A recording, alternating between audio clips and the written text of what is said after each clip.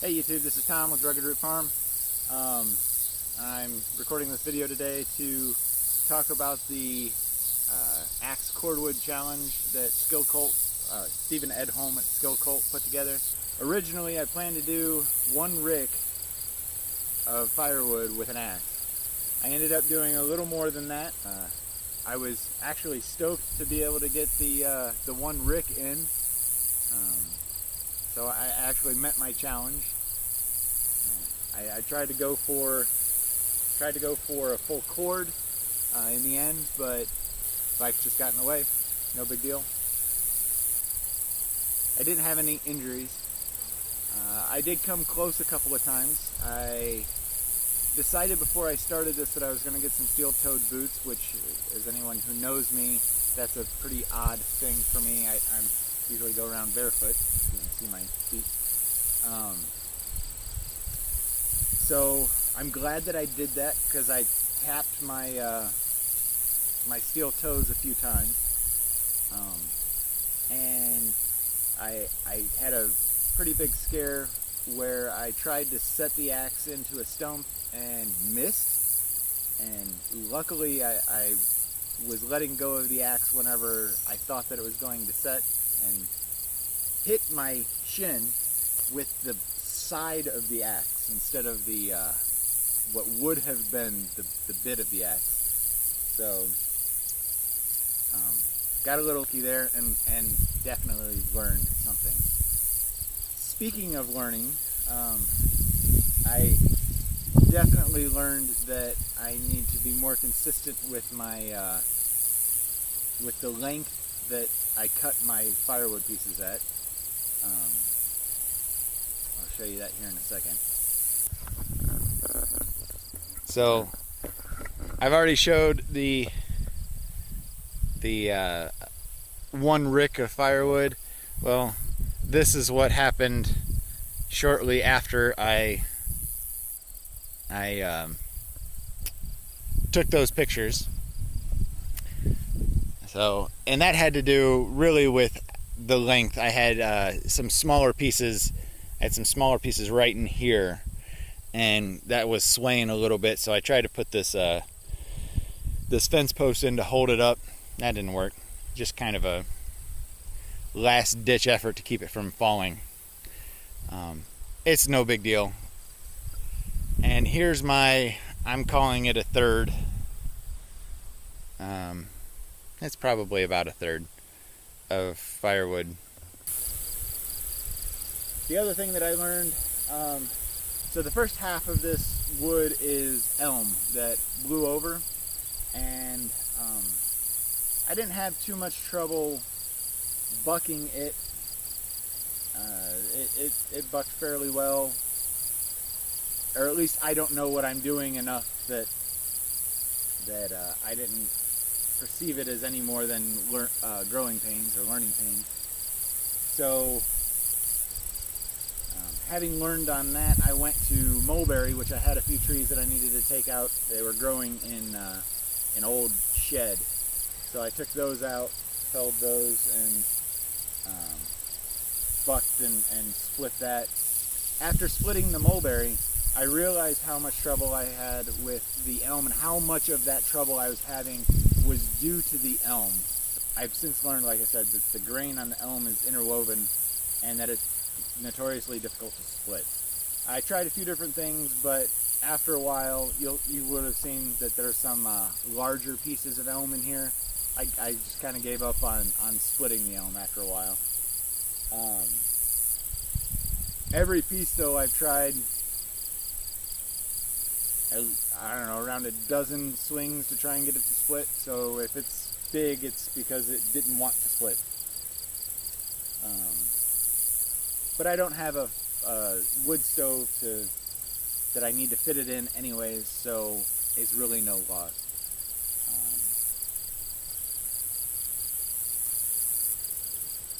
My axe. I'll be back.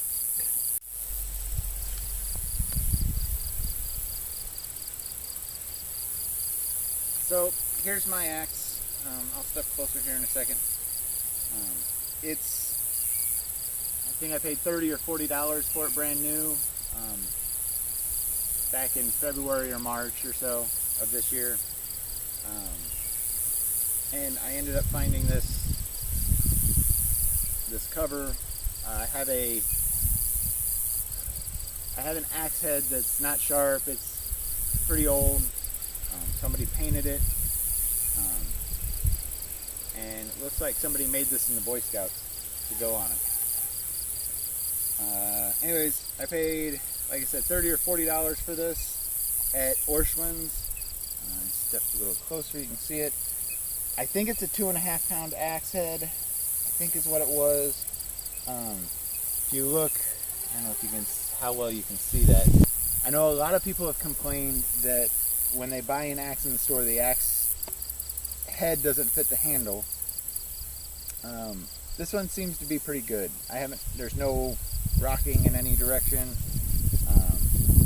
The grain seems to be going, I don't know if you can see that, but the grain seems to be going in the right direction, according to how Stephen described that it should. Speaking of, before I swung this the first time, I thinned it down quite a bit. It's still probably not as thin as it'll eventually be, but I wanted to just start using it before I destroyed the handle and had to buy a new one. Like I said, I think I can go more. It doesn't have much flex to the handle itself.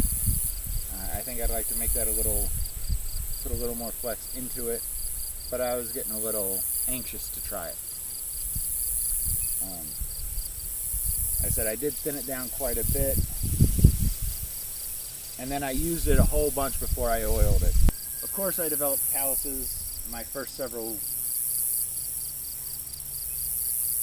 days or few weeks of using this, but I kept trimming down, mostly in this end part of the handle.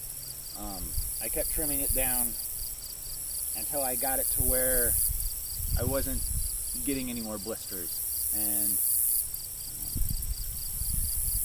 it's still not perfect, but it works, obviously. Stephen, earlier in the year you had asked what we thought about the amount of time for the challenge. You started it in January and ended in the 1st of September. I think that's probably a good amount of time. I probably, if we were given another couple of months, I probably could get more chopped and prepared for next year. I'd actually like to see the season go a little longer rather than a little shorter. This isn't really a priority for me, but I don't have a wood-burning stove yet. I'm only doing this to get into shape and to learn how to use a new tool. If you're taking votes, my vote would be to either leave it at 8 months or make it a little longer. 9 or 10 months would be great for me. It's just that life seems to get in the way, and I have to prioritize this around all the other projects that I have. What I ended up doing in order to get this accomplished was in the evening while we were relaxing, or we would typically have been relaxing, I would drag over a tree. Luckily, the first tree ended up right next to where we sit in our front yard, so that worked out, and I decided to start dragging the longer limbs over there so that I could buck them up. I don't know that I would do this if it were limited to a 3-month span. Not that I wouldn't want to, it's just that I don't know if I would be able to if it were, in the middle of the summer, depending on what else I've got going on. We have pigs and chickens and all kinds of other stuff that have to be taken care of before I can work on this. That's just my 2 cents. obviously it's your challenge, your rules, you do what you want, and I'll work around it, or not. I do really appreciate you setting this up, Stephen, because, well, it really just gave me an opportunity to challenge myself. And you having challenged the rest of us to take this on really kind of gave me the kick in the ass to get some work accomplished or get myself into a little bit more shape. Still not there, but yeah. Anyways, with that, I hope that you'll do this again next year. That way that I can be motivated to get this, to get a few more trees cut out. I have a fence line that I need to take care of. So go ahead and put that challenge up just so that I can get some of those trees taken care of. Anyways, thanks a lot. Have a good evening.